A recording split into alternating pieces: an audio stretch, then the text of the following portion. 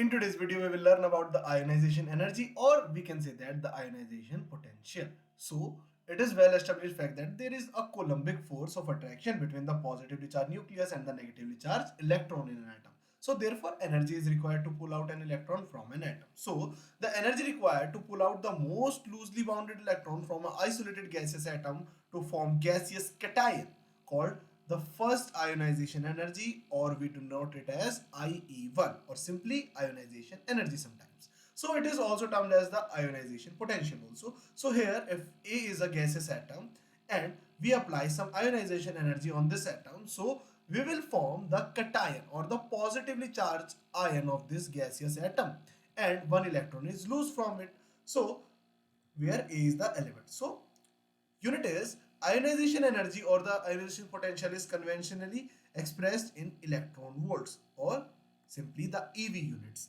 For example, the ionization potential of hydrogen atom is 13.6 electron volts. It means that to remove an electron from gaseous hydrogen atom is required to dragging the electron through a potential difference of 13.6 volts. Also, in SI units, the ionization energy is expressed in kilojoules per mole. So, 1 electron volt per atom is equals to 96.49 kilojoules per mole. Now, talking about the successive ionization energies. So, the energies required to remove the second electron from the univalent gaseous cation is called the second ionization energy, or the IE2, right? And the second ionization energy is greater than the first ionization energy because more energy shall be required to pull out the second electron from the positively charged cation, so on, right? So if we talk about this ionization energy trend in a period, that is from moving left to right in a period, so the ionization energy of element increases from left to right. That means the ionization energy that is denoted by IE will increase if we move left to right in any of the period. Here is an example of the second period in which lithium, beryllium, boron, carbon, nitrogen, oxygen, fluorine, and in last neon is present. So here we see the ionization energy expressed in kilojoule per mole is increasing from 520 to 2080 in neon, right? So here we see the ionization energy increases progressively in a period. Now exceptions are always there. Beryllium has greater ionization energy, right, than the other atom that is present in the series. Similarly, nitrogen has greater ionization energy than oxygen here. This is because more stable configuration of beryllium and nitrogen. Noble gas or inert gas have exceptionally high ionization energy because they are very stable electronic configuration, right? So exceptions are always there in the period also about the ionization energy. Now talking about the ionization energy in a group, if we move top to bottom in a group, so the ionization energy decreases in a group as we move from top to bottom because the atomic size increases. If we move down the group, that decreases the ionization energy. However, the effect of increase in the atomic size far more than the compensated the effect of increased nuclear charge.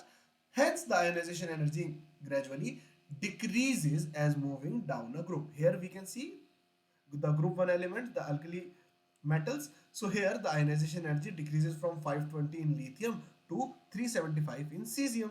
And if we talk about the group 17 element, here also the ionization energy is decreasing from 1681 kilojoule per mole to 1008 kilojoule per mole.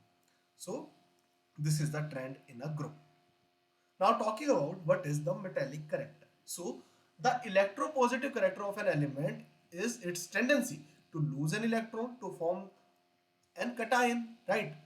So we know that the metal tends to lose electron while forming bonds, therefore they are electropositive in nature. Thus electropositive character is directly related to the metallic character, or we can say that the tendency to lose an electron is known as its metallic character. So if we talk about the metallic character trend in a period, that is from left to right in a period, so the metallic character or the electropositive character decreases from left to right in a period. For example, the second period, first element is lithium, right? Here we see lithium and beryllium, these are metals, and similarly we have boron, that is a metalloid, and then we have non-metals in the same period. So as we are moving from left to right, the metallic character is decreasing and the elements become non-metals, right? So it is because the fact that as we move across in a period left to right, the atomic radius decreases and the effective nuclear charge increases. That's why the capacity to lose the outermost electron will decrease. That's why the non-metallic character increases and metallic character decreases in a period.